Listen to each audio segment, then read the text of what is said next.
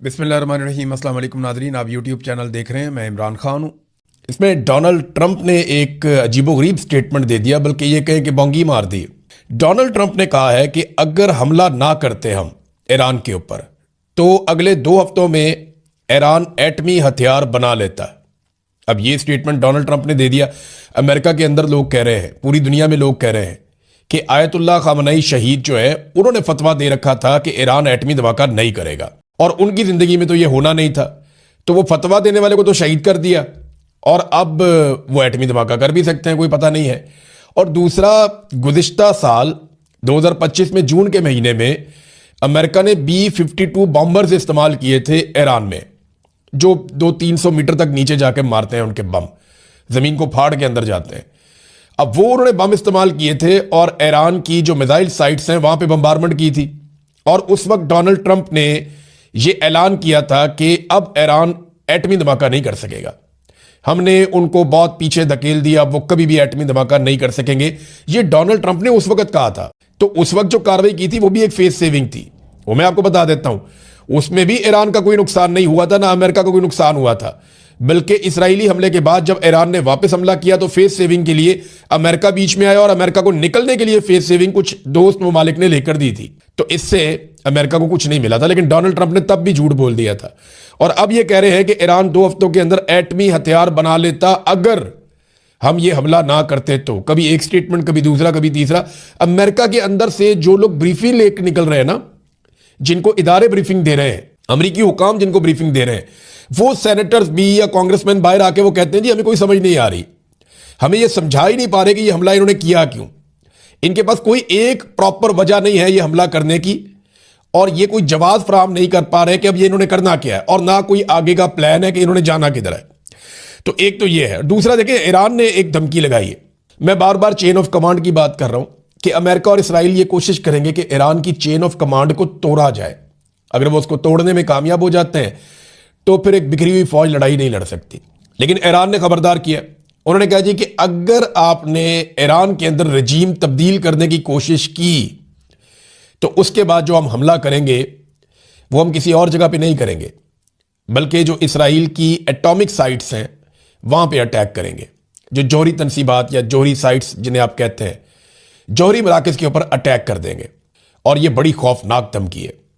یعنی وہ کہتے ہیں کہ اگر ایران کے اندر آپ نے رجیم تبدیل کرنے کی کوشش کی تو جو ایٹامک سائٹس ہیں اسرائیل کی، اس پہ اٹیک کریں گے، اس پہ تو پھر اسرائیل کے بعد بچے گا ہی کچھ نہیں، پورے ریجن کے اندر ایک تابکاری پیدا ہو جائے گی اور بہت بڑا مسئلہ جنم لے لے گا۔ اب چین نے ثالثی کے لیے، حالات کیونکہ خراب ہو رہے ہیں، تو چائنا نے بات کی ہے سعودی عرب سے، قطر سے، باقی ملکوں سے، ایران کے ساتھ بھی انہوں نے بات کی۔ تو چائنا اپنا ایک ثالثی کے لیے نمائندہ مڈل ایسٹ میں بھجوا رہا ہے تاکہ ثالثی کی جائے اور کسی طرح اس جنگ کو روکا جائے۔ ثالثی اس بات پہ بھی ہو جائے نا کہ کم سے کم یہ لوگ آپس میں نہیں لڑیں گے۔ اگر امریکہ اور اسرائیل لڑتا ہے تو ایران اس کو جواب دے سکتا ہے، ان کے اڈوں پہ مار سکتا ہے، لیکن کم سے کم عرب ممالک اور ایران کی آپس میں لڑائی نہیں ہونا چاہیے۔ یہ چائنا کی بھی پریورٹی ہے، یہ ایران کی بھی پریورٹی ہے، اور یہی عرب حکمران بھی چاہتے ہیں۔ اب تک تو ایسا ہے۔ امریکہ اس لڑائی کو کھینچ کے نا ایک اور طرف لے کر جا رہا ہے۔ ایک بات آپ ذہن میں رکھیں کہ ایران نے یہ بتایا کہ نہ انہوں نے ترکی کے اوپر اٹیک کیا، جو ترکی کے اوپر ایک حملہ ہوا وہ ایران نے نہیں کیا۔ ایران نے یہ بتایا کہ آذربائیجان کے اوپر کبھی جا کے ایک ڈرون گرا ہے، کچھ لوگ میزائل کہہ رہے ہیں، اور وہ جو گرا جا کے وہ ایک ایئر بیس کے ایریا میں گرا۔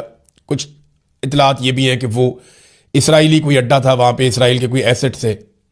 تو اسرائیل کے ساتھ آذربائیجان کے تعلقات ہیں، یہ ہم جانتے ہیں، کیونکہ جب آذربائیجان نے آرمینیا کو جنگ میں شکست دی تھی تو 2 ملکوں کے ڈرون انہوں نے استعمال کیے تھے، ایک اسرائیل کے اور دوسرے ترکی کے، اور ان کے ذریعے سے انہوں نے آرمینیا سے اپنا علاقہ کاراباغ خالی کروایا تھا۔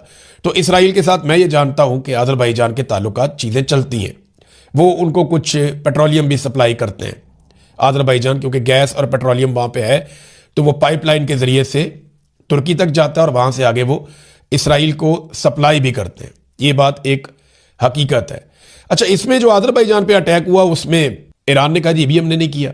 اس کے علاوہ جو برطانیہ کا سائپرس کے اندر جو اڈا ہے وہاں پہ جو اٹیک ہوا اس کو بھی ایران نے کہا یہ بھی ہم نے نہیں کیا۔ تو الگ الگ جگہوں پہ جو اٹیک ہو رہے ہیں، یا یہ آرامکو کے اوپر جو اٹیک ہوا ایران نے کہا یہ بھی ہم نے نہیں کیا۔ جو آئل فیسلٹیز ہیں ان کو ہم نہیں مار رہے، ہم عرب سویلینز کے اوپر بھی اٹیک نہیں کر رہے۔ بہت سارے حملے جب انکوائری ہوگی تو پتہ چلے گا کہ یہ سارے حملے ایران نے نہیں کیے تھے، لیکن یہ سارے حملے ایک پلاننگ کے تحت کیے جا رہے ہیں. اس کو فالس فلیگ آپریشن کہتے ہیں، تاکہ اس کے ذریعے سے بہت سارے ملکوں کو اکٹھا کر کے ایران کے ساتھ لڑوایا جا سکے اور ایران کو اس ریجن میں ایک ویلن کے طور پہ دکھایا جائے کہ دیکھیں یہ سب کو مار رہا ہے. حالانکہ اس وقت جو ایران میں ہو رہا ہے اس کا آپ تصور بھی نہیں کر سکتے. بڑی خوفناک بمباری ایران کے اندر امریکہ اور اسرائیل کر رہے ہیں. یہاں میرے پاس ایک خبر ہے اور یہ امریکن ہے، مائک ایڈمز، یہ ہیلتھ رینجرز ہیں. انہوں نے یہ دعویٰ کیا ہے کہ امریکہ ایران میں اس قسم کے جنگی جرائم کر رہا ہے جس طرح کے جنگی جرائم کیے گئے تھے نیتن یاہو کی جانب سے غزہ میں. جیسے فلسطینیوں کو انہوں نے مارا اور ملیا میٹ کیا، اسی طرح امریکہ اس وقت ڈونلڈ ٹرمپ کا نام لیا انہوں نے، وہ کر رہا ہے ایران کے اندر. ایران میں تعلیمی ادارے ہیں، ہسپتال ہیں، سرکاری ادارے ہیں، پولیس کے دفاتر ہیں، ہر جگہ کو ملیا میٹ کیا جا رہا ہے اور سویلینز کی کیجویلٹیز لگاتار بڑھتی چلی جا رہی ہیں. 1100 کے قریب عام شہری ایرانی اب تک کی اطلاع کے مطابق شہید ہو چکے ہیں اور یہ بہت بڑی تعداد ہے. 4-5 دن کی لڑائی ہے ٹوٹل. تو یہ لگاتار امریکہ دباؤ بڑھا رہا ہے. اب لڑائی جو تھی نا، وہ پہلے جو ایران لڑائی لڑ رہا تھا، یہ لڑائی ایران کے جنوب میں چل رہی تھی. یعنی آپ یہ ایران کا نقشہ دیکھیں نا، آپ یہ نیچے کا سارا ایریا آپ دیکھ رہے ہیں، ایران کے آس پاس کون کون سے ملک ہیں. تو پہلے یہ لڑائی نیچے جنوب کی جانب سے چل رہی تھی، تھوڑا سا جنوب مغرب کی جانب بھی جاتی تھی. یعنی اس لڑائی میں ایران کا مقابلہ تھا نیچے ان بیسس سے جو امریکہ جنوب سے آپریٹ کر رہا تھا. یعنی آپ شروع ہو جائیں نا نیچے عمان سے، آگے یو اے ای آ جاتا ہے، قطر آ جاتا ہے، سعودی عرب آ جاتا ہے، اردن آ جاتا ہے، پیچھے اسرائیل آ جاتا ہے. تو امریکہ اس ریجن کو استعمال کر رہا تھا. ایران کا سارا فوکس اور لڑائی یہاں پہ جنوب میں تھی، لیکن اب یہ لڑائی شفٹ ہو کر مغرب میں اور شمال مغرب میں چلی گئی. ناظرین، گزشتہ 4-4.5 سال میں اگر آپ اسٹیبلشمنٹ کی سب سے بڑی غلطی نکالیں تو وہ مس کیلکولیشن ہے. یعنی جہاں پہ بھی انہوں نے کیلکولیشن کی وہ غلط ہو گئی.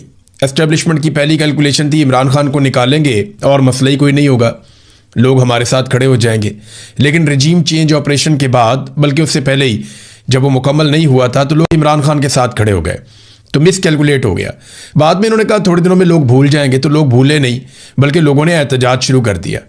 پھر ان کی یہ کیلکولیشن تھی کہ عمران خان صاحب جو ہیں تھوڑے عرصے کے بعد چپ کر کے بیٹھ جائیں گے اور اگلے الیکشن کا انتظار کریں گے. عمران خان نے وہ بھی نہیں کیا، وہ بھی مس کیلکولیٹ ہو گیا. پھر ان کا اندازہ تھا کہ عمران خان جیل برداشت نہیں کر سکتا، ہم جیسے ہی عمران خان کو جیل میں ڈالیں گے وہ 10 دن کے اندر ٹوٹ جائے گا، ہم اس سے معافی منگوائیں گے اور پورا پاکستان کنٹرول میں آ جائے گا. پھر مس کیلکولیٹ ہو گیا عمران خان.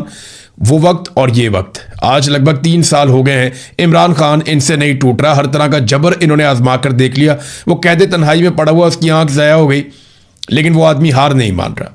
بڑے بڑے باہر بیٹھے ہوئے ہار گئے، جنہوں نے مار نہیں کھائی وہ بھی ہار گئے، لیکن وہ مار کھانے کے باوجود ہار نہیں مان رہا.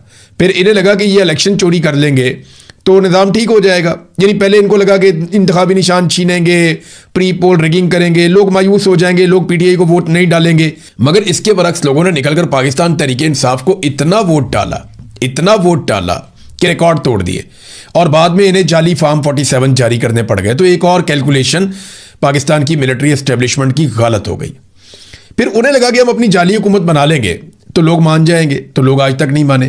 پھر ان کی کیلکولیشن تھی ہم معیشت کو ٹھیک کر لیں گے، وہ بھی ٹھیک نہیں ہوئی. پھر ان کی کیلکولیشن تھی کہ آہستہ آہستہ لوگ سب کچھ بھول جائیں گے، عمران خان لوگوں کے دماغوں سے مٹ جائے گا، پھر وہ کیلکولیشن بھی غلط ہو گئی.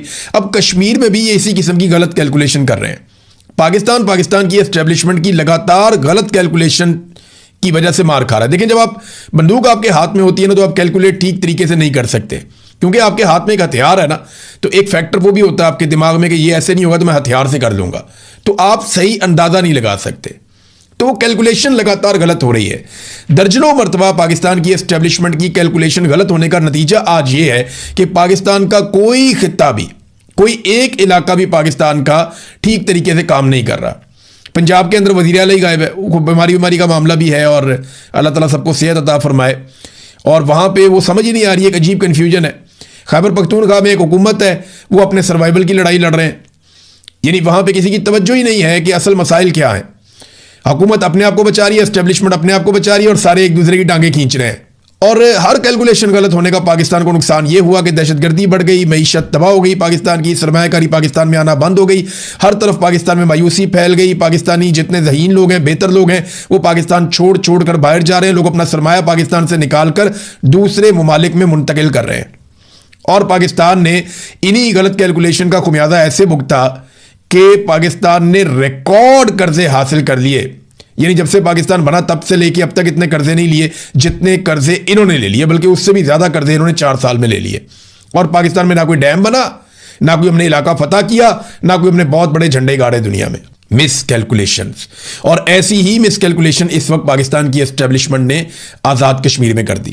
آفیسرز کی دفاتر میں بیٹھی ہوئی رپورٹس, ان کی بنیاد کے اوپر انہوں نے فیصلہ کیا کہ یہ جوائنٹ عوامی ایکشن کمیٹی کو ہم طاقت سے کچل دیں گے, اس کو کالعدم کر دیں گے, اس کے لوگوں کو گرفتار کر دیں گے, چند لوگوں کو مارا جائے گا, لوگ ڈر جائیں گے. لیکن اس وقت تک جب میں آپ سے بات کر رہا ہوں, مس کیلکولیشن کا جو نتیجہ ہے وہ راولہ کوٹ کی سراؤنڈنگ میں آپ کو دکھائی دے رہا ہے. یہ صرف ایک احتجاج کے مناظر ہیں جو لائیو کوریج کے ساتھ آ رہا ہے, اور یہ ایک قافلہ ہے, اس کے اندر ہزاروں لوگ موجود ہیں. جب رات کے وقت انہوں نے کہا جی اپنے موبائل فون کی لائٹیں آن کریں, تو ہر طرف سے ایسا لگ رہا تھا کہ ایک سیلاب ہے عوام کا, ہزاروں لوگ ہیں. اور دوسری طرف اس طرح کے 3 قافلے اور موجود ہیں راولہ کوٹ کے ارد گرد. تو راولہ کوٹ کو تو گھیرا ہوا ہے جوائنٹ عوامی ایکشن کمیٹی کے لوگوں نے, اور کشمیر کی عوام ان کا ساتھ دے رہی ہے. ایک چیز اور سب کو یاد رکھنی پڑے گی کہ جوائنٹ عوامی ایکشن کمیٹی ابھی تک کوئی سیاسی جماعت نہیں ہے جو الیکشن لڑنے کے لیے چلی جائے. اس کمیٹی میں Pakistan Peoples party, PMLN, PTI, مذہبی سیاسی جماعتیں, سارے لوگ اس کمیٹی کو سپورٹ کرتے ہیں, اور وہ بطور کشمیری اس کے اندر حصہ لیتے ہیں. جب یہ سیاست میں آئے گی تب آئے گی, اور پتہ نہیں آئے گی یا نہیں آئے گی, لیکن فی الحال ان کا طوطی بولتا ہے وہاں پہ. اور کشمیری سارے ایک نقطے پہ اکٹھے ہو گئے ہیں کہ ہم نے پاکستان کی اسٹیبلشمنٹ کو مزید ہمارے ریاستی معاملات کے اندر بیجا مداخلت کی اجازت نہیں دینی. لیکن کچھ معاملات ہوتے ہیں جو سیکیورٹی کے معاملات ہوتے ہیں, دفاع کے معاملات ہوتے ہیں, عام ترین معاملات ہوتے ہیں, ان میں آپ ان پٹ لے سکتے ہیں, بالکل لینی بھی چاہیے. ایک انسٹیٹیوشنل ایک میموری ہوتی ہے, آپ ان کو بلاتے ہیں, ان سے آپ پوچھتے ہیں کہ جناب اس کے بارے میں آپ کی کیا رائے ہے, تو وہ جو ان کے پاس پرانا ریکارڈ ہے اس کے مطابق وہ اپنی رائے آپ کو دے سکتے ہیں. بالکل ان کا اتنا ان پٹ ہونا بہت ضروری بھی ہے, اور انہیں تنخواہ بھی اس بات کی ملتی ہے کہ بوقت ضرورت ان سے پوچھا بھی جا سکے, ان سے کام بھی لیا جا سکے. لیکن جب وسائل کے معاملات کے اندر, ٹرانسپورٹ کے معاملات کے اندر, مذہب کے معاملات کے اندر, اور بجٹ کے معاملات کے اندر, ہر چیز کے اندر اسٹیبلشمنٹ گھس جاتی ہے نا, تو پھر لوگوں کے مسائل حل نہیں ہوتے, تو لوگوں کو لگتا ہے کہ قبضہ ہو گیا.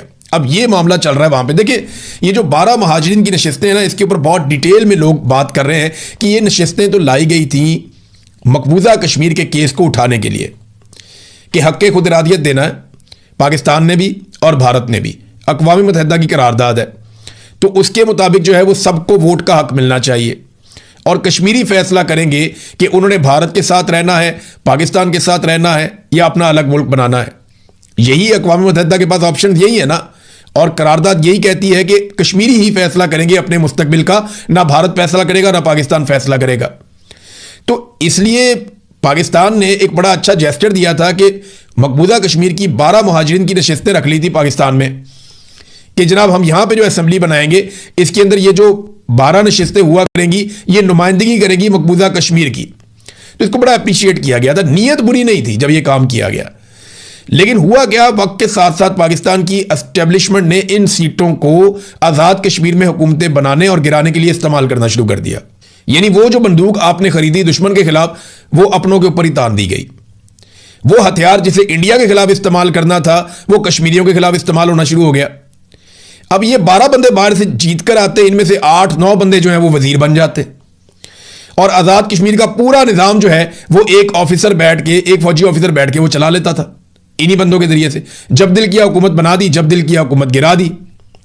تو یہ ایک بڑا المیہ تھا ان 12 نشستوں کے ساتھ. تو لوگوں کو جب سمجھ آئی انہوں نے کہا جی ٹھیک ہے ان کو ہٹا دیں آپ بیچ میں سے, کیونکہ ان کے جتنے عوامی مطالبات سامنے آئے یہ نشستیں ان کے راستے میں رکاوٹ بن جاتی تھی, ان پہ بیٹھے ہوئے وزراء رکاوٹ بن جاتے تھے. وجہ کیا تھی, انہوں نے کشمیریوں سے ووٹ ہی نہیں لینا تھا. یہ آزاد کشمیر کے لوگوں سے ووٹ نہیں لیتے تھے, یہ تو لاہور میں, پشاور میں, یہ ادھر راول پنڈی میں, یہ یہاں سے ووٹ لے کر آتے تھے نا. تو جب یہ ووٹ یہاں سے لے کر آتے تھے تو انہیں اس بات کی کوئی پرواہ نہیں ہوتی تھی کہ آزاد کشمیر کے لوگ ان کے بارے میں کیا سوچ رہے ہیں. تو جو انہیں حکم دیا جاتا تھا یہ اپنی وزارت کے اندر وہی فیصلہ کر دیتے تھے, وہی نوٹیفیکیشن جاری کر دیتے تھے. تو آزاد کشمیر کے لوگ سر پکڑ کے بیٹھ جاتے تھے کہ بھئی ان کو کیسے قابو کریں. تو انہوں نے تنگ آ کر کہا جناب یہ سیٹیں ہی ختم کر دیں آپ, ہمیں نہیں چاہیے. اب اس کا ایک حل تھا بڑا اچھا, وہ یہ کہ آپ ان سیٹوں کو بالکل رکھیں, سمبولیکلی رکھیں کہ جناب یہ سیٹیں موجود رہیں گی, یہ اسمبلی میں آ کر بیٹھیں گے بھی, لیکن حکومت بنانے میں اور حکومت گرانے میں ان کا کبھی کوئی کردار نہیں ہوگا. ہاں بین الاقوامی سطح پہ جو جموں کشمیر کا مقدمہ ہے یا مقبوضہ کشمیر کے معاملات ہیں ان میں ان کو آگے آگے رکھا جائے، اس کے اوپر انٹلیکچوئل قسم کے لوگ لائے جائیں جو بین الاقوامی فورمز کے اوپر جا کے کشمیر کے مسئلے کو اٹھائیں، تو یہ بڑا اچھا جیسچر ہو جاتا کہ آپ کا مقصد بھی حل ہو جاتا اور کشمیریوں کو ان کا حق بھی